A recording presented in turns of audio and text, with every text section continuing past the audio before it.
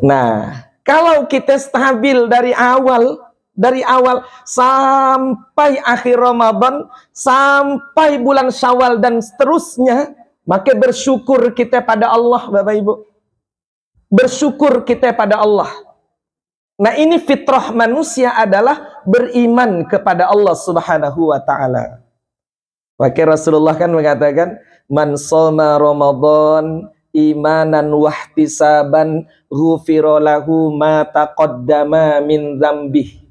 Kalau dia menunaikan ibadah pada Allah, landasannya iman dan mengharapkan kebaikan dari Allah, Allah janjikan, Bapak Ibu, Allah akan ampuni dosa-dosanya yang telah lalu. Itu satu, fitrah manusia, iman pada Allah. Yang kedua, fitrah manusia itu suci bersih tanpa dosa dan noda. Aslinya kita tuh ndak ambil dosa, Pak. Aslinya, Pak. Nah, maka hadirnya Ramadan, Allah bukakan pintu ampunan yang seluas-luasnya. Sampai pun di bulan Ramadan yang minta ampun kepada Allah akan diampuni oleh Allah. Sampai Aisyah radhiyallahu anha bertanya kepada Nabi, "Ya Rasulullah, andai malam hari ini ku yakini sebagai malam Lailatul Qadar," kata Aisyah, "apa yang harus ku katakan kepada Allah? Apa yang harus ku sampaikan kepada Allah?" Maka Rasulullah ajarkan satu doa kepada Aisyah. "Allahumma innaka afuwun tuhibbul afwa fa'fu anni." Ya Allah, sungguh Engkau Maha Pemaaf. Engkau cintai orang-orang yang meminta maaf, maka maafkanlah aku. Ternyata inti doanya minta ampun, Bapak Ibu. Saking Allah menginginkan semua kita ini setelah Ramadan kembali fitrah. Kembali fitrah. Dosa-dosa kita diampuni oleh Allah.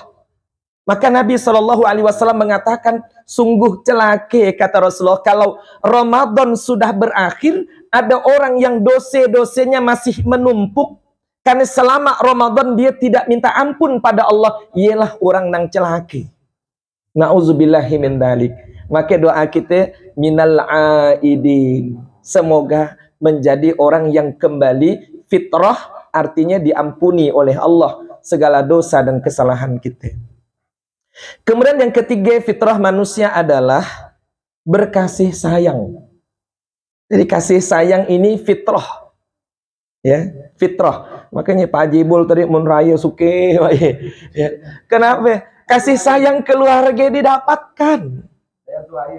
Hah? Antu raya, Masya Allah. Tengah dia juga antu raya. Buntat raya lah kali ya. Saudara antu. Buntat boleh. Ya. Suke Bapak Ibu sekalian, ya kan? Kumpul anak, kumpul cucu, ya kan? Dalam keluarga. Kenapa? Karena fitrah. Ya. Ya, fitrah Bapak Ibu sekalian. Kasih sayang itu fitrah. Maka boleh kita tanya dengan diri kita seorang. Kita paling daan suke kena marahe, Pak. Jujur kan Pak? Coba Wajibul kena marah, marah enggak Pak? Marah Pak, iya kan? Jadi fitrahnya kita ini berkasih sayang.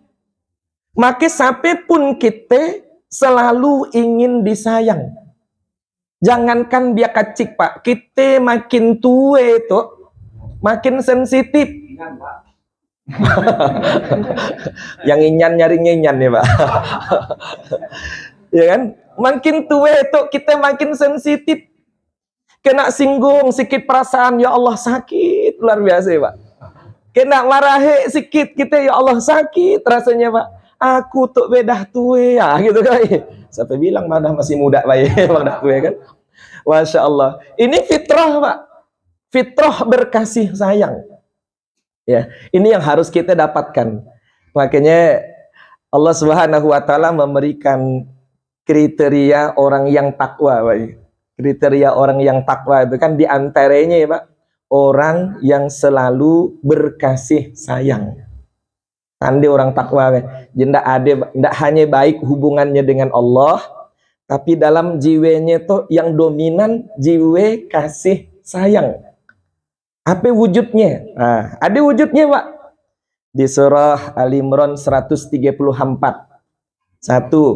Yunfiqu nafis sarra'i wad-dharra. Mudah menafkahkan harta di waktu lapang maupun di waktu sempit. Kalau dalam diri kita nih Pak, yang mendominasi jiwa kasih sayang, kalau bahasa orang Sungai Jage, selalu ada rasa ndaan sagal dengan orang. Iya Pak. Selalu ada rasa ndaan sagal dengan orang. Tahu ndaan sagal Pak? Ndaan tega, ada rasa kasihan gitu ya. Yang muncul tuh kasihan. Kalau udah ada rasa kasihan, mudah tuh Pak. Mudah tuh. Maka dibahasakan yunfiqu nafis sarra wad-dharra. Jiwa berkasih sayang. Yang kedua, wal kaziminal ghais. Kata Allah, sanggup menahan marah. Tanda orang sayang ya, ndaan pemarah Pak Jibul. Pak Jibul kena marah ke Bu Haji. Ya, wal kaziminal ghais. Mudah menahan marah, mampu menahan marah. Ayo Pak. Kalau orang mampu menahan marah, ya tanda dia sayang Bapak Ibu sekalian. Tanda orang sayang. Coba Rasulullah perhatikan. Rasulullah itu orang yang kasih sayangnya luar biasa. Siapapun yang menzolimi Rasulullah belum pernah didapatkan ada riwayat Rasulullah marah membabi buta dan suah Bapak Ibu sekalian. Nggak pernah diriwayatkan. Yang ada apa muncul sifat yang ketiga itu wal afina anin nas, mudah memaafkan orang lain. Mudah memaafkan orang lain. Mudah. Artinya apa? Dalam jiwa ndak ada menyimpan sifat dendam. Ini penyakit Bapak Ibu sekalian. Mun dalam mati kita tuh suka nak nyimpan rasa dendam nang berlarut-larut. Ya sebetulnya ada penyakit yang harus kita tanggalkan Bapak Ibu sekalian. Harus kita hilangkan. Ya, jangan nak dipiare kalau ada dalam hati kita ini ada perasaan dendam kepada orang yang bersalah pada kita. Bukankah dalam hidup ini kan kita bersyahadat? Pertama syahadat pada Allah, yang kedua syahadat pada Rasulullah kan?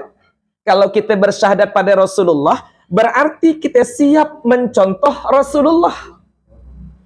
Ya, siap mencontoh Rasulullah. Salah satu sifat Rasulullah itu tadi mudah memaafkan orang lain kalau bersalah kepada kita.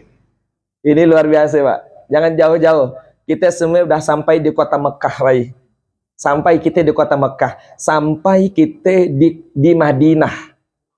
Dua kota ini menjadi bukti kepribadian Rasulullah yang pemaaf. Ketika Rasulullah dengan para sahabat ingin menunaikan ibadah haji, ditolak oleh orang di Mekah, Pak. Abu Sufyan dan kawan-kawannya menolak. Rasulullah balik sampai di Hudaybiyah, sampai motong dam.